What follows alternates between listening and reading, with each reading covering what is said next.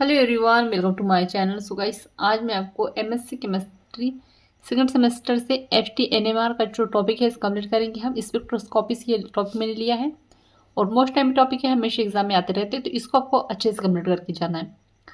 तो चैनल पर नए हैं तो प्लीज़ चैनल को सब्सक्राइब कर दीजिएगा, बेल आइकन प्रेस कर दीजिएगा। और एमएससी केमिस्ट्री और सेमेस्टर के नोट्स परचेस करने हैं तो उसके लिए आप मुझे व्हाट्सएप में मैसेज कर सकते हैं। डिस्क्रिप्शन में व्हाट्सएप नंबर शेयर कर दूंगी। तो चलिए देखते हैं। तो सबसे पहले हम इसका इंट्रोडक्शन देखेंगे। तो क्या कह रहा है यहाँ पर कि यह शुद्ध व्यवसायिक रूप से प्रयुक्त होने वाली फॉलो ईयर ट्रांसफॉर्म, ठीक है। ये क्या है? ट्रांसफॉर्म है। ये यहाँ से ये इतना कट है और ये ट्रांसफॉर्म टेक्निक्यू है, ठीक है। क्या है ये? एक शुद्ध व्यवसायिक रूप से होने वाली, ठीक है। शुद्ध व्यवसाय होने वाली क्या है? एक फॉलो ईयर ट्रांसफॉर्म टेक्निक्यू है, ठीक है। अब इस कह रहा है कि यह तकनीक सामान्य एनएमआर से अधिक खर्चीली होती है, ठीक है।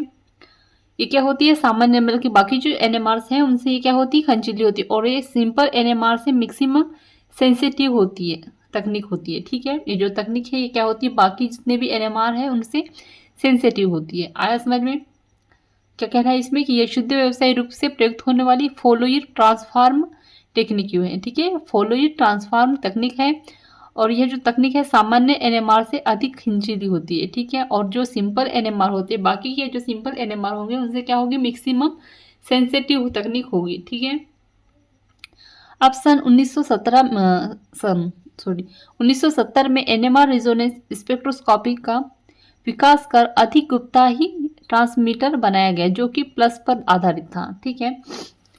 आगे देखेंगे। आगे कह रहा है कि इसके आधार पर 13 कार्बन की minimum value biological and chemical compound fluorine, phosphorus and silicon नाभिकी को विस्तार से स्टडी की गई। पाया कि यह फॉलो ईयर ट्रांसफॉर्म स्पेक्ट्रम किसी कंपाउंड के नाभिक की प्रोटॉन की इंफॉर्मेशन फ्यू सेकेंड में विकसित सिग्नल देता है। अब देखिएगा इसका जो काम है ये एफटीएनएमआर का, उसका क्या है? यहाँ पर पाया गया है कि फॉलो ईयर ट्रांसफर स्पेक्ट्रम किसी कंपाउंड के नाभिक के प्रोटॉन की जो इंफॉर्मेशन फ्यू सेकेंड में विकसित सिग्नल देता है, ठीक है। इन लोग ये सिग्नल देता है किसके बारे में? कि यह नाभिक जो किसी भी कंपाउंड की जो नाभिक की जो प्रोटॉन उपस्थित होते हैं, ठीक है, नाभिक में जो प्रोटॉन उपस्थित होंगे उनकी इंफॉर्मेशन देता है, ठीक है, सिग्नल के तौर पे।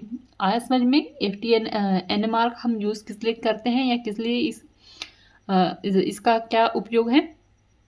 तो आप बता सकते हैं कि फॉलो ईयर ट्रांसफर स्पेक्ट्रम में किसी कंपाउंड के किसी कोई कंपाउंड होता है और कंपाउंड के जो नाभिक होते हैं, ठीक है, कोई भी कंपाउंड होगा उसका या कोई भी वस्तु होती है उसका एक नाभिक होता है और नाभिक में क्या होते हैं? प्रोटॉन उपस्थित होते हैं। अब प्रोटॉन की इंफॉर्मेशन क्या करते हैं? फ्यू सेकेंड में विकसित सिग्नल के तौर पे ये इंफॉर्मेशन देते हैं, आप ये कह सकते हैं, ठीक है। अब आगे देखेंगे। अब आगे कह रहा है कि इसका स्पेक्ट्रा सिंपल एनएमआर स्पेक्ट्रा से अधिक शुग्राही होता है, ठीक है। ये क्या होता है? बाकी जो सिंपल एनएमआर स्पेक्ट्रा होते हैं उनसे क्या होता है? अधिक शुग्राही होता है, ठीक है। आगे देखेंगे।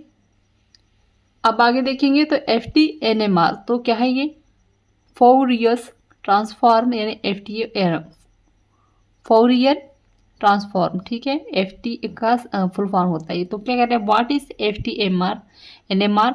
शॉर्ट नोट्स एडवांटेज, ठीक है। आपको क्या कह रहा है इसमें? क्वेश्चन आपको इस तरह से क्वेश्चन दिया जा सकता है एग्जाम में कि एफटीएनएमआर का होता है। ये आपको शॉर्ट नोट्स में भी पूछ सकता है, लॉन्ग में पूछेगा तो आपको इंट्रोडक्शन वगैरह सब देना है, अगर शॉर्ट में पूछेगा तो ये इस तरह से कंप्लीट करना है, ठीक है। तो यहाँ पर भी आपको इसका इंट्रोडक्शन किस तरह से लिखना है। तो फोरियर ट्रांसफॉर्म को जनरलाइजेशन ऑफ फोरियर सीरीज कहा जाता है, ठीक है। इस टर्म का यूज या अप्लाई किया जाता है बहुत फ्रीक्वेंसी डेमोंसियन के रिप्रेजेंटेशन के लिए किया जाता है, ठीक है। किसका यूज? इनका एफटीएनएमआर का यूज किस लिए कहा जाता है? इस टर्म का यूज या अप्लाई किया जाता है फ्रीक्वेंसी डोमेशियन के रिप्रेजेंट के लिए, ठीक है। इसे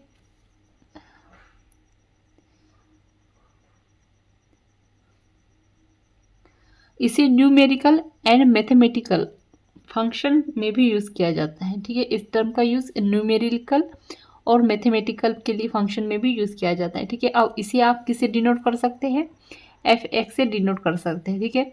the Fourier transform of a function F is given by, आप इसका जो आपको इस तरह से ये इसके इक्वेशन आ सकता है, एफ के फिर ये अनंत का एक सिग्मा होता है, ये होता है, तो F x E 2 pi i k x dx, ठीक है। यहाँ और यहाँ पे एफ के क्या है, इनवर्स फोरियर ट्रांसफॉर्म शो करता है, ठीक है। इसमें समेशन में ये अनंत के निशान होते हैं, ठीक है। इसको अनंत जो होता है, अनंत को आप इस तरह से डिनोट कर सकते हैं, ठीक है। और ये एफ और एक्स और ई और यहाँ पे -2 पाई i k x dx, ठीक है। यहाँ पर आपको के एक्स क्या है, इनवर्स फोरियर ट्रांसफॉर्म शो करता है। आया समझ में, आगे देखेंगे।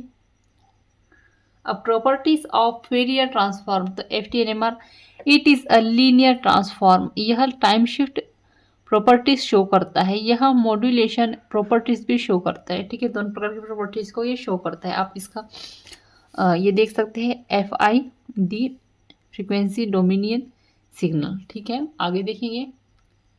अब आगे देखेंगे एडवांटेज ऑफ FTNMR। तो फर्स्ट में है, यह मेथड वेरी फास्ट मेथड है, यह फ्यू सेकेंड में स्पेक्ट्रा दे देता है, ठीक है। ये जो मेथड है FTNMR, ये बहुत ज़्यादा फास्ट है, ठीक है। और ये कितना, सिर्फ 5 सेकेंड में ही क्या करता है, स्पेक्ट्रा दे देता है, ठीक है। इतनी ज़्यादा फास्ट है, इससे फ्यू सेकेंड में ही सैंपल का स्पेक्ट्रा प्राप्त हो जाता है, ठीक है, जैसे कि कहा गया है फर्स्ट में।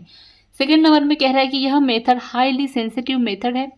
थर्ड नंबर में कह रहा है इस मेथड में स्मॉल अमाउंट ऑफ सिंपल की रिक्वायर्ड होती है, बहुत ही कम सैंपल में ही फाइन स्पेक्ट्रा प्राप्त होता है, ठीक है। मतलब कि ज़्यादा इसमें सैंपल की ज़रूरत नहीं होती, बहुत कम सैंपल में भी स्पेक्ट्रा दे देता है।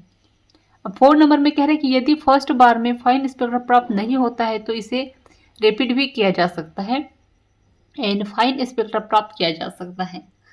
5 नंबर में कह रहा है जो डाटा काउंट होता है उसे वेरी फ्यू सेकेंड में रिपीट कर सकते हैं, ठीक है। सॉरी, उसे एवरी 5 सेकेंड में रिपीट कर सकते हैं। अब 6 नंबर में कह रहा है कि इस डिवाइस में नॉइज़ नहीं होता, स्पेक्ट्रा प्राप्त करने में नॉइज़ एंड शोर नहीं होता, ठीक है। जब आप इस डिवाइस से का यूज़ करते हैं, ठीक है, जब इस डिवाइस का यूज़ किया जाता है तो इसमें क्या होता है, कोई भी शोर नहीं होता। 7 नंबर में कह रहा है कि FTNMR का use high radio signal frequency वाले एलिमेंट यानी 13 कार्बन वाले 31P और 19F स्पेक्ट्रा के लिए यूज़ किया जाता है, ठीक है। तो यहाँ पे आपको नोट्स अच्छे समझ में आ गए होंगे।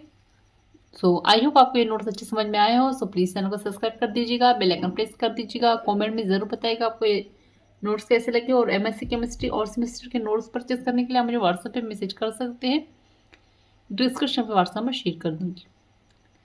Thank you.